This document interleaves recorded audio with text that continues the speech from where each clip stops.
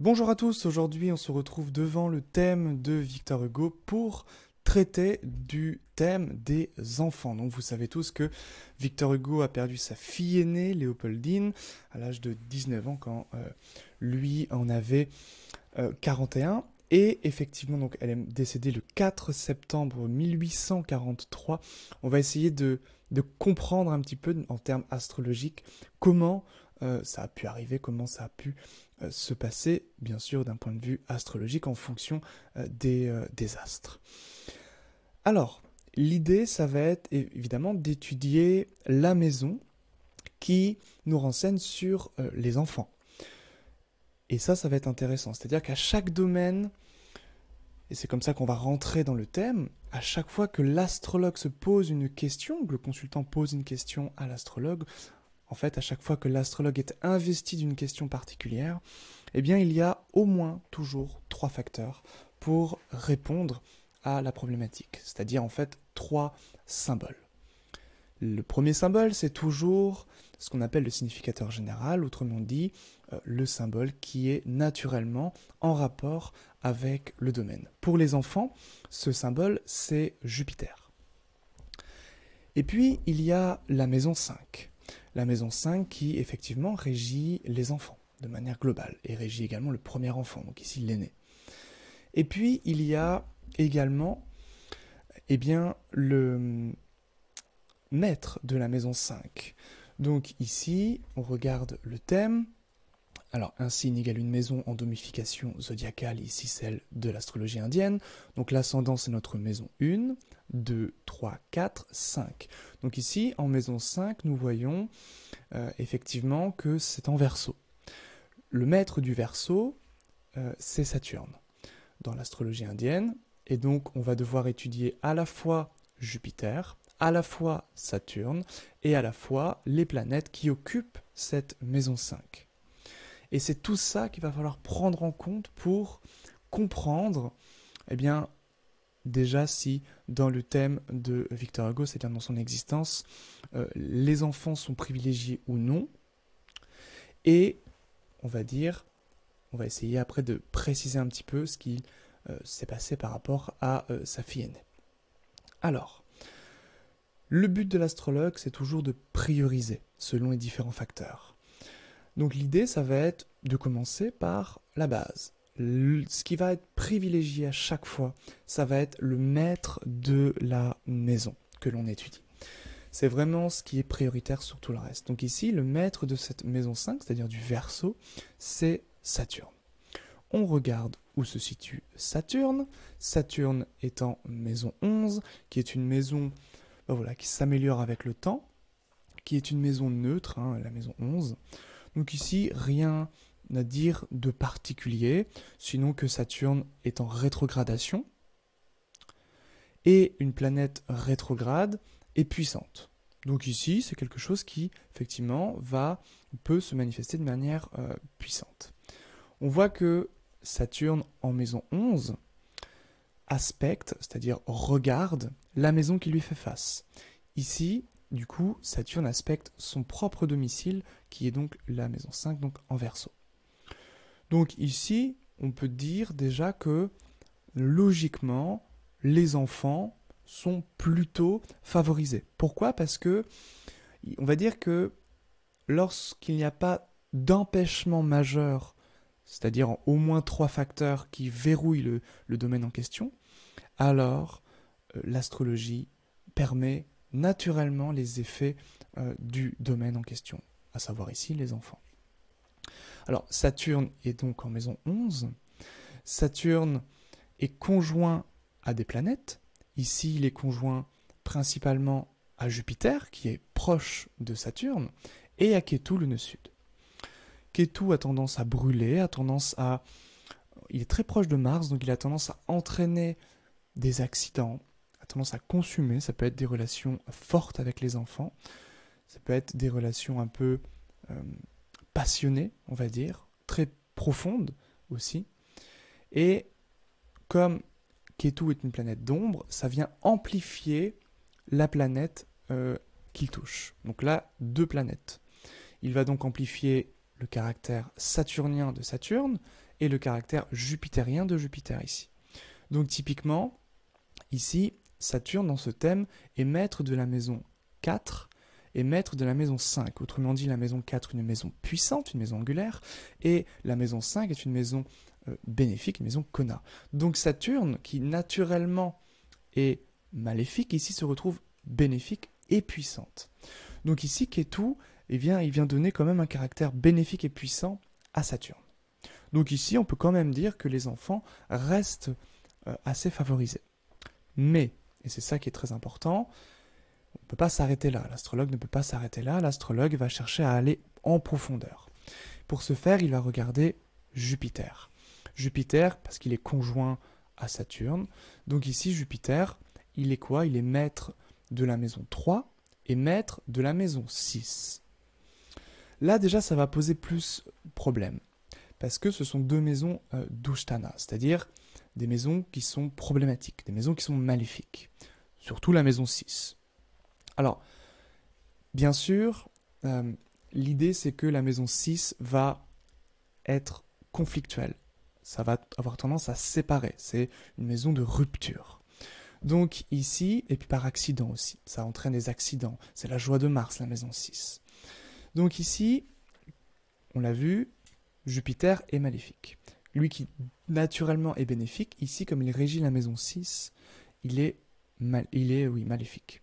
Donc Ketu, comme il amplifie les planètes qu'il touche, ici il va vraiment entraîner une perturbation au niveau des enfants. Parce que Jupiter est maléfique, Jupiter est, on va dire, afflige Saturne qui représente les enfants, et Ketu a tendance, on l'a vu, à consumer les choses. Donc effectivement ici ça va pas aider. Ça va pas aider et c'est pas tout. C'est-à-dire qu'ici il y a un aspect de Mars, un aspect de 8 de Mars. Donc Mars, pour information, aspecte en face, un aspect de 7, aspecte en 4, donc ici il va aspecter son propre domicile en bélier, et il aspecte en 8, donc ici il vient aspecter la maison 11, donc en lion.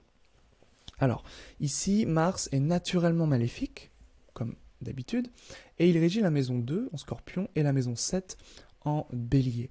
Il ne régit donc pas des maisons bénéfiques, donc il reste puissant, puisqu'il régit la 7, et maléfique. Donc il est très maléfique.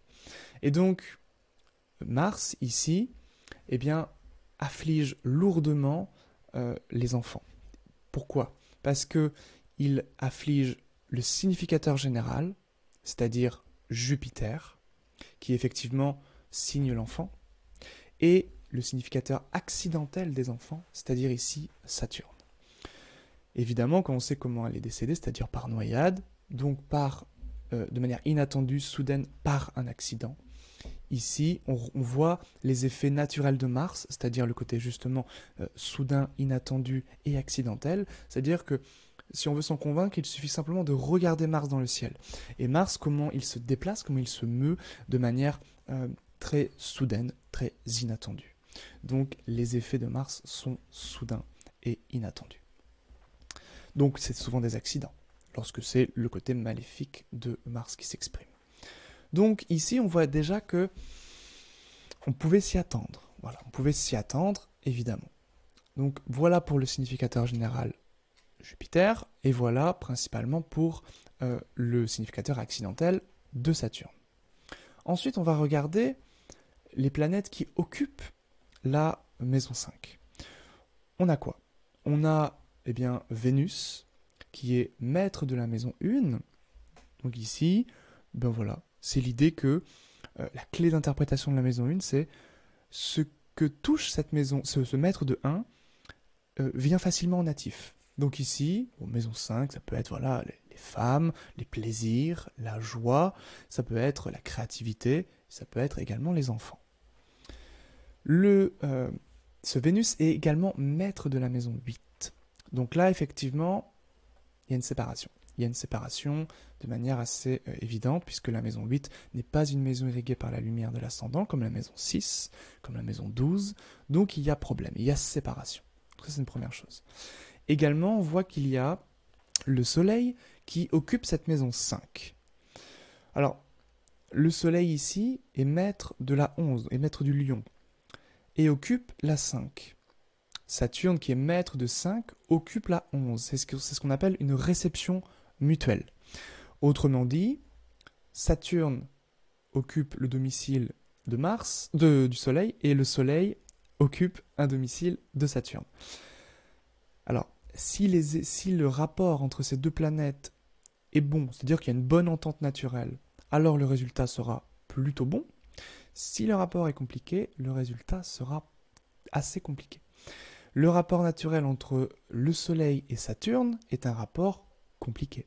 Pourquoi ? Parce que le Soleil, eh bien, c'est le trône de la lumière, c'est-à-dire, voilà, c'est vraiment le symbole lumineux, bien sûr par excellence. Saturne, c'est le trône des ténèbres, donc le trône de la lumière, Cancer, Lune, Lion, Soleil, et le trône des ténèbres, Capricorne et Verseau, régi par Saturne, c'est-à-dire ce qui est le plus éloigné de la lumière.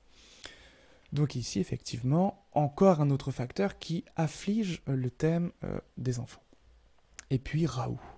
Alors Raoult, lui, il va être particulier, il va nous intéresser pour notre prédiction, c'est pas vraiment une prédiction, mais pour notre étude de la datation.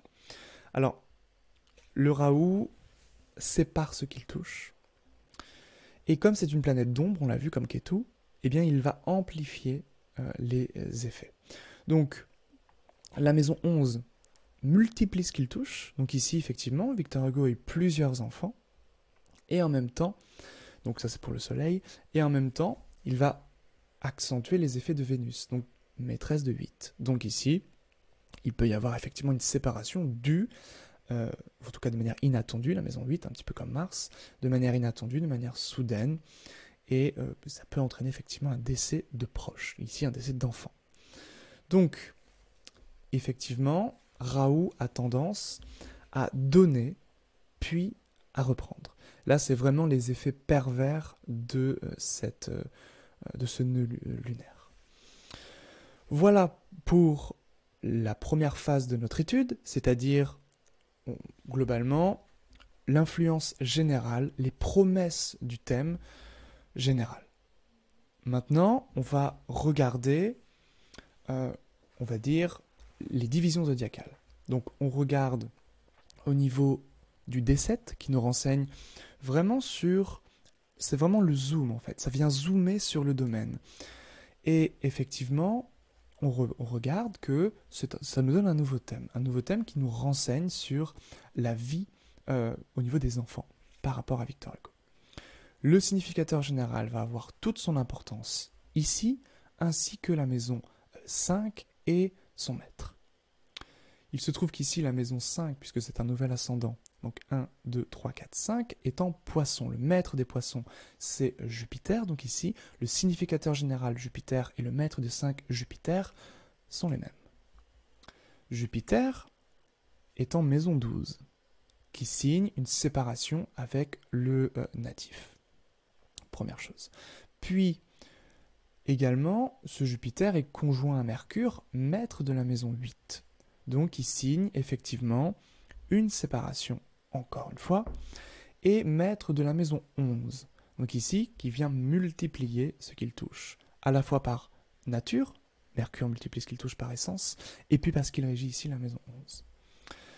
Saturne peut entraîner rapports profonds, des rapports vraiment au niveau du foyer, ici en plus maître de 4, très intéressant, et puis comme il est maître de 3, ça peut entraîner également des déplacements, c'est-à-dire qu'on va vers nos enfants, et les enfants viennent vers nous. Bon, là, ça c'est un petit peu accessoire, mais comme c'est ici, je vous en parle pour préciser un petit peu l'étude.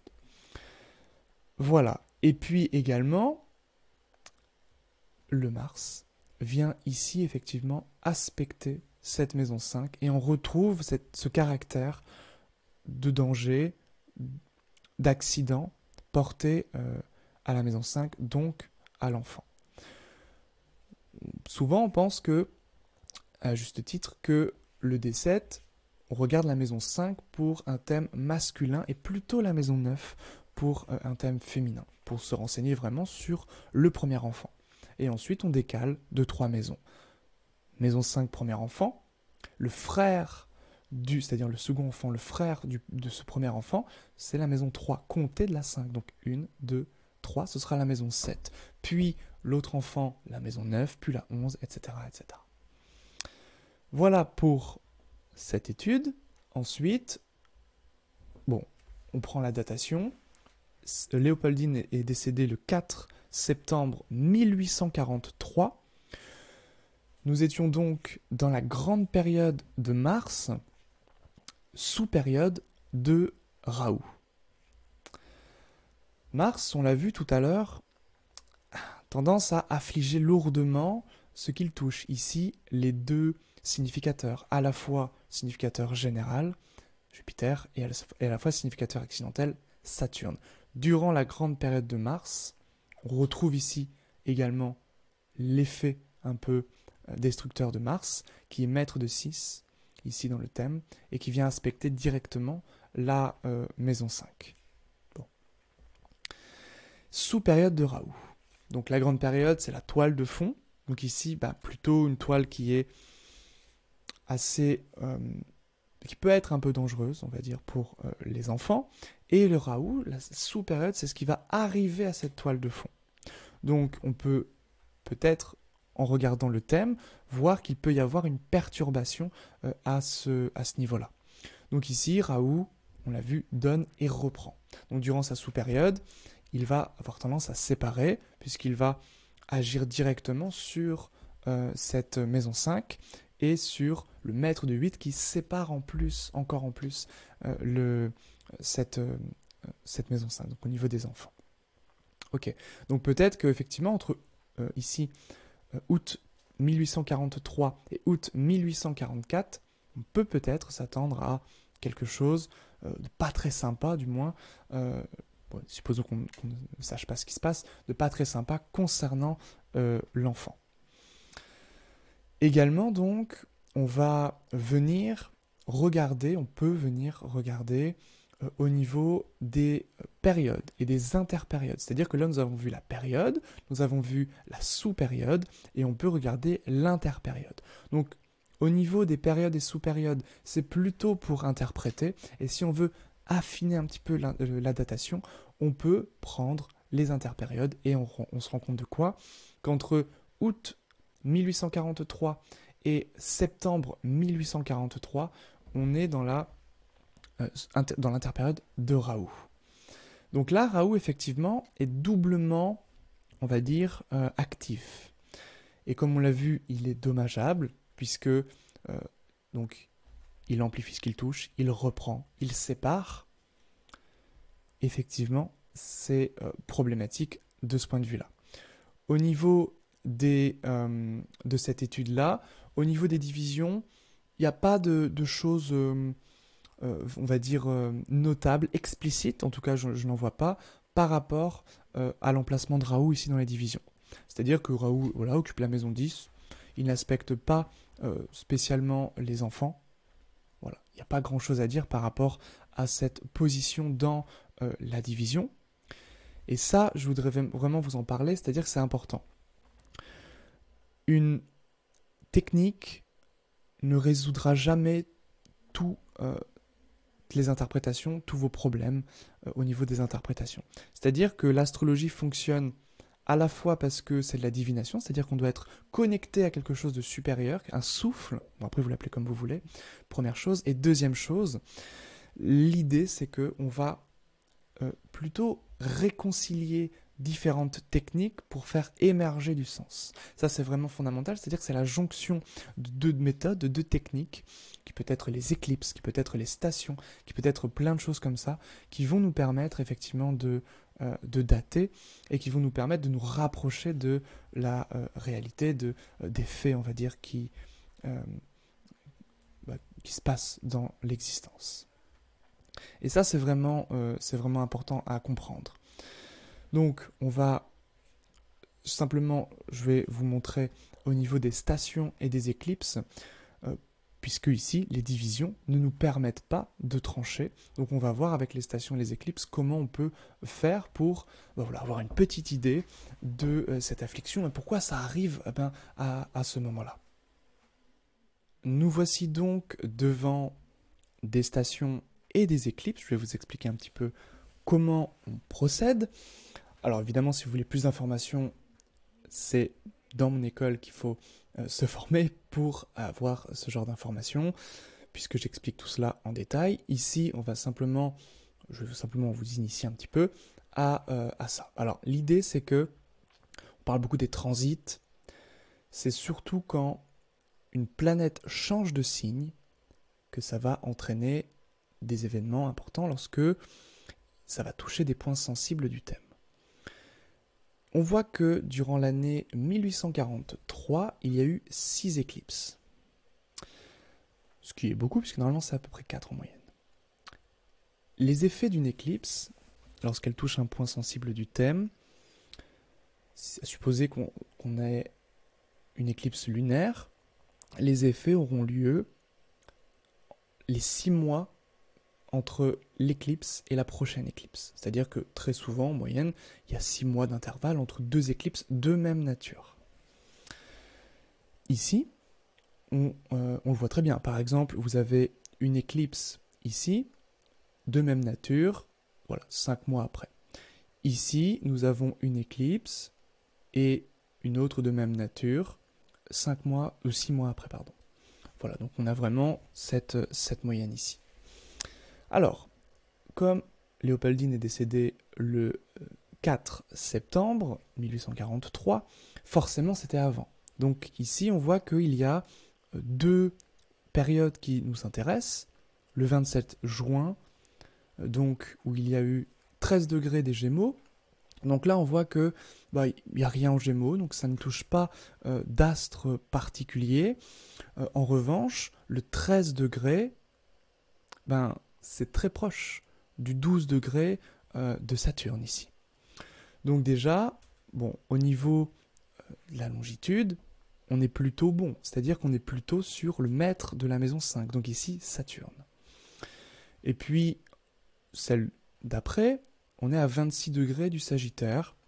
Là, ça ne touche rien non plus, puisque le 26 degrés est trop éloigné du 3 degrés de la Lune ici. Donc là, ça ne touche pas nécessairement grand-chose. Voilà. Donc ça, c'est un premier point. C'est-à-dire qu'on va plutôt, du coup, concentrer notre étude entre le 27 juin 43 et le 21 décembre 1843. Donc là, ça vient préciser un petit peu les choses. Donc on a vu tout à l'heure, la sous-période et l'interpériode de Raoult viennent préciser davantage, entre août et septembre.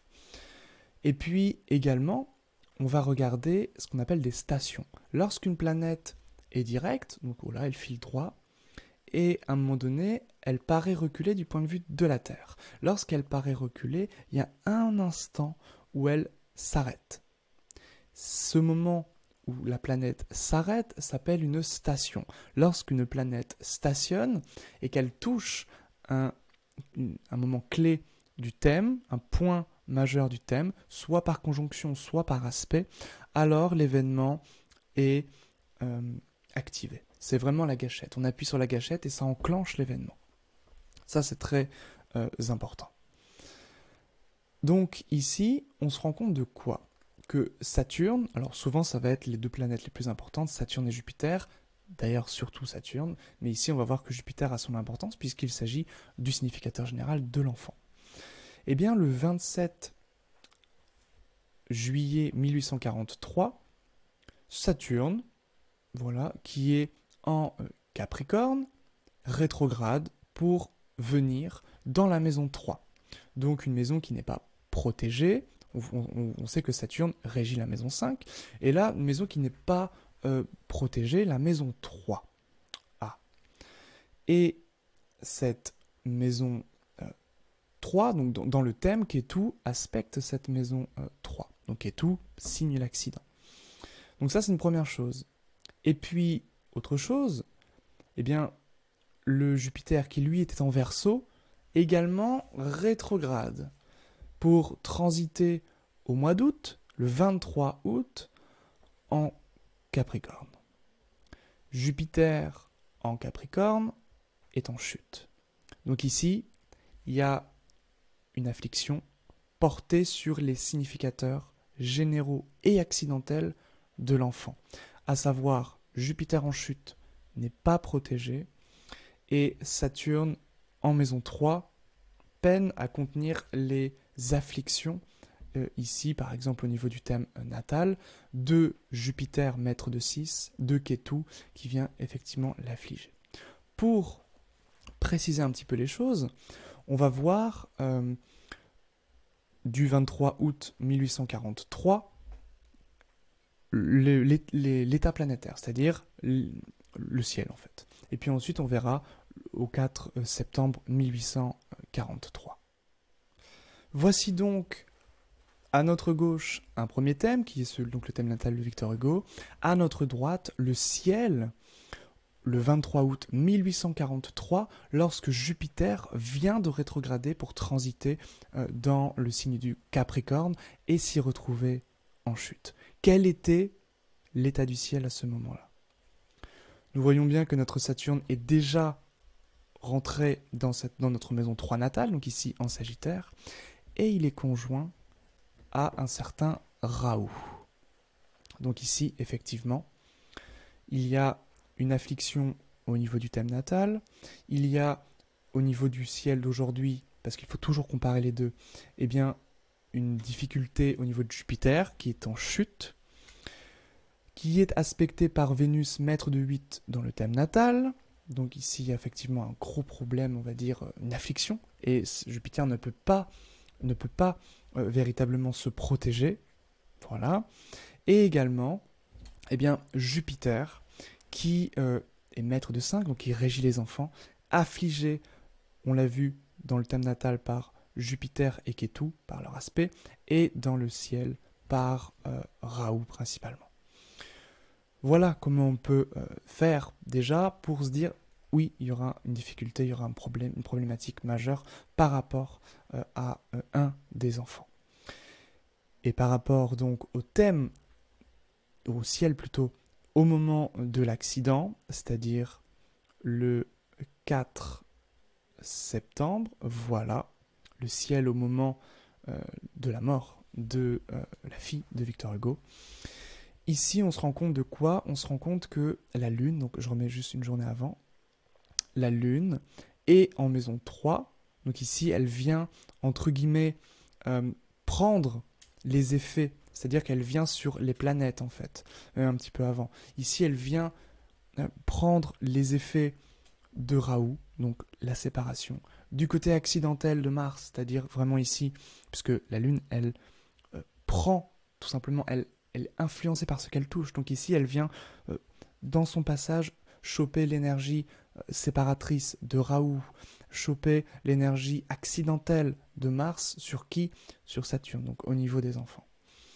Et le jour suivant, elle ramène cette énergie à Jupiter, qui lui n'est pas protégé, et étant un luminaire, et nous renseignons sur le jour précis des choses, et bien ici, effectivement, la Lune, le 4, envoie toute cette affliction à Jupiter qui, ne pouvant pas se protéger, eh bien, est perturbé. D'autant plus que Jupiter est dans la maison 4, donc qui est privative par rapport aux enfants, puisque c'est la maison 5 qui nous renseigne sur les enfants. Donc ici, la Lune en 4 a tendance effectivement également à séparer par essence des enfants.